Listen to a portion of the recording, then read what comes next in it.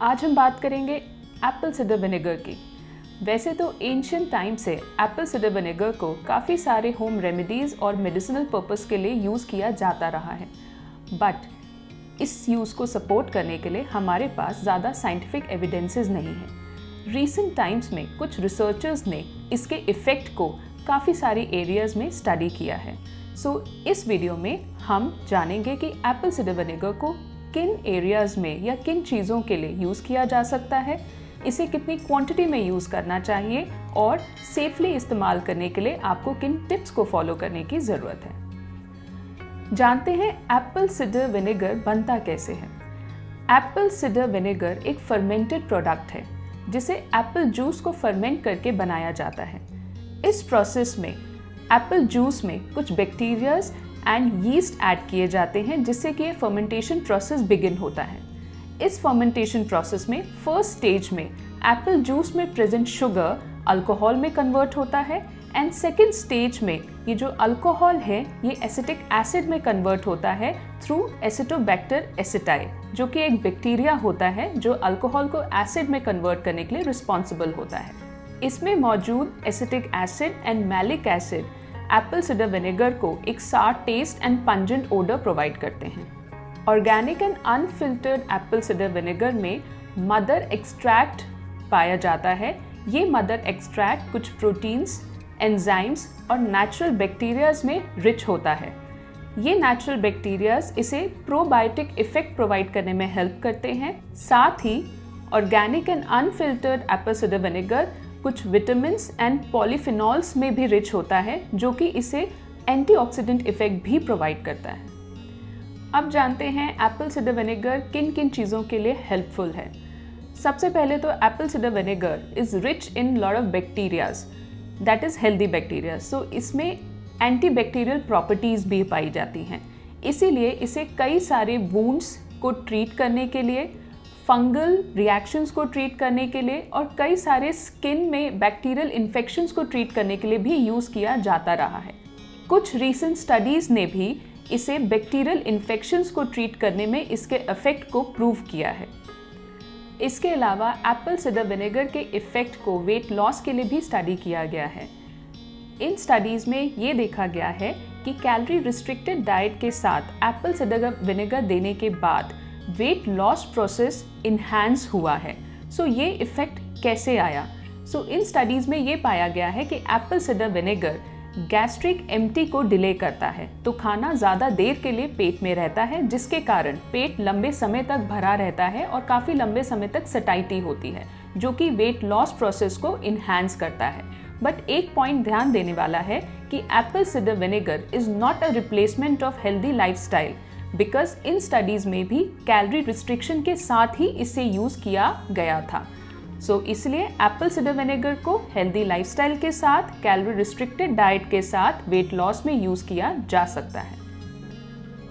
कुछ स्टडीज़ में ये भी देखा गया है कि एप्पल सिडर विनेगर बॉडी में कोलेस्ट्रॉल एंड ट्राइग्लिसराइड्स लेवल को भी रिड्यूस करने में सक्सेसफुल है। बट अगेन इन स्टडीज़ में हेल्दी लाइफस्टाइल के साथ एप्पल सिडर विनेगर को इनकॉर्पोरेट किया था और इस एविडेंस को सपोर्ट करने के लिए बहुत ज़्यादा स्टडीज़ अवेलेबल नहीं हैं।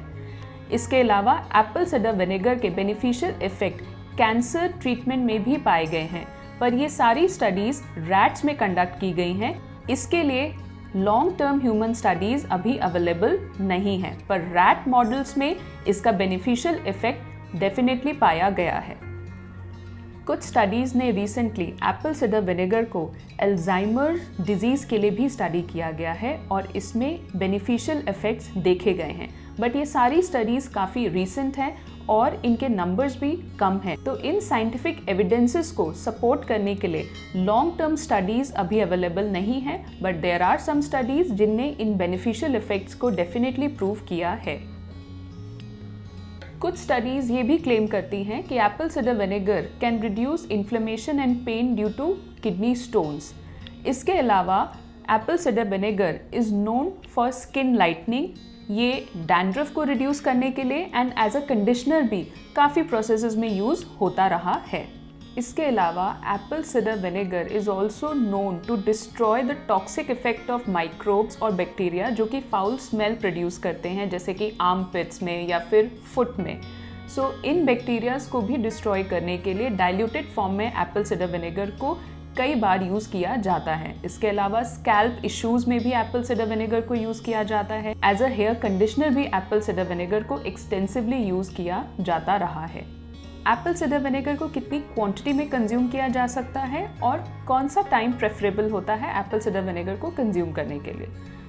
सबसे इम्पॉर्टेंट बात है कि एप्पल सिडर विनेगर को 10 to 30 ml की क्वांटिटी में कंज्यूम किया जा सकता है, बट इसे स्टार्ट करने से पहले ये समझना ज़रूरी है कि आप हमेशा इसे कम क्वांटिटी से स्टार्ट करें, because it is acidic in nature और कुछ लोगों को ये हो सकता है कि सूट ना करे। तो हमेशा इसकी कम क्वांटिटी से इसे लेना स्टार्ट करें एंड धीरे धीरे आप इसकी quantity up to 30 ml increase कर सकते हैं। फॉर एग्जाम्पल, आप इनिशियली 5 ml से भी स्टार्ट कर सकते हैं, लाइक 1 टीस्पून, एंड स्लोली इसे 30 ml तक इंक्रीज कर सकते हैं। बट कभी भी एप्पल सिडर विनेगर को डायरेक्टली कंज्यूम ना करें या फिर डायरेक्टली इसे स्किन में अप्लाई ना करें। इसे हमेशा वाटर में डाइल्यूट करके ही कंज्यूम करें, या फिर अगर आप स्किन एप्लीकेशन भी कर रहे हैं तो डाइल्यूटेड फॉर्म में ही इसे अप्लाई करें।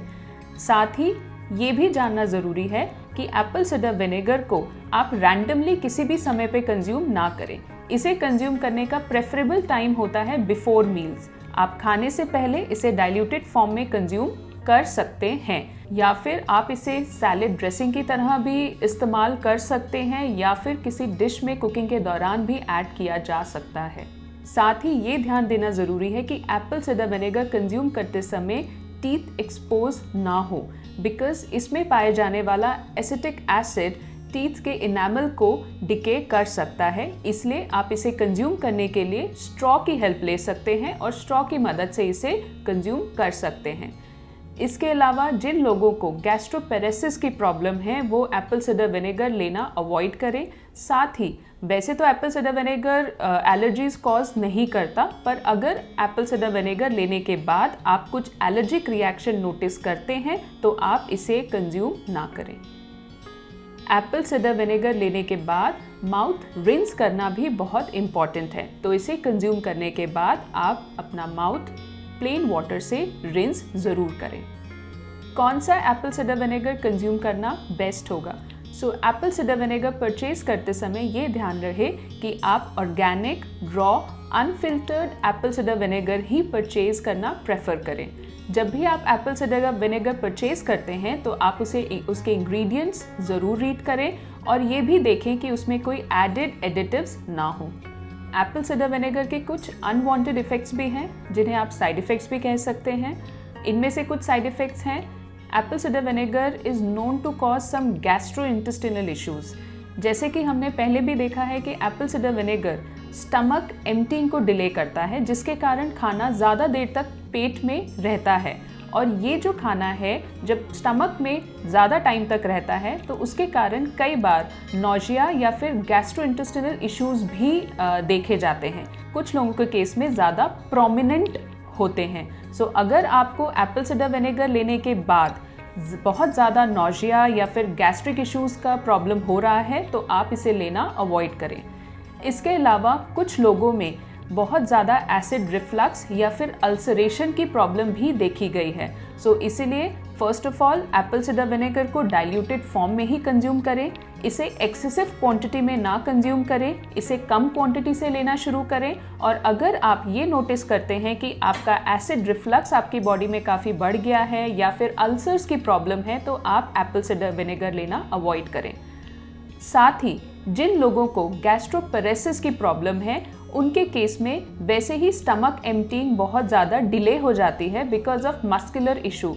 ऐसे लोगों को एप्पल सिडर विनेगर लेना अवॉइड करना चाहिए बिकॉज एप्पल सिडर विनेगर भी स्टमक एम्प्टिंग को डिले करता है। तो ऐसे केसेस में सिचुएशन और ज़्यादा वर्स होने के चांसेस हैं। इसलिए अगर आपको गैस्ट्रोपेरेसिस का इशू है तो आप एप्पल सिडर विनेगर लेना अवॉइड करें। एप्पल सिडर विनेगर अगर डायरेक्टली स्किन में यूज़ किया जाए तो वो स्किन बर्न भी कर सकता है बिकॉज ऑफ एसिटिक एसिड जो इसमें प्रेजेंट होता है।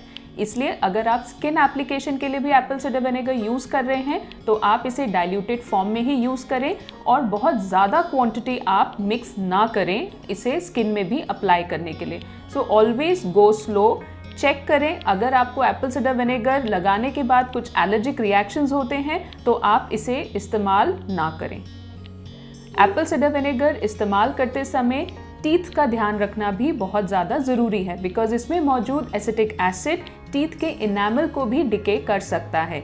इसीलिए इसे डाइल्यूटेड फॉर्म में कंज्यूम करें और इसे कंज्यूम करते समय बेस्ट है कि आप इसे स्ट्रॉ की मदद से सिप करें ताकि आपका टीथ जो हैं वो इससे एक्सपोज ना हो।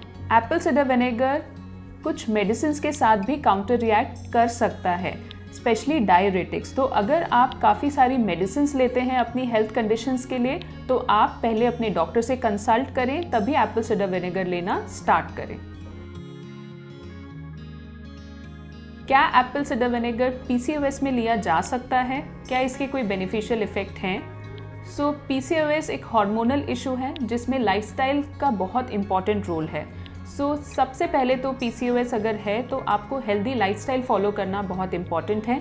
इसके साथ in addition apple cider vinegar का इस्तेमाल किया जा सकता है, but without following healthy lifestyle, without following proper physical activity and dietary regime, apple cider vinegar सिर्फ इफेक्टिव नहीं होगा।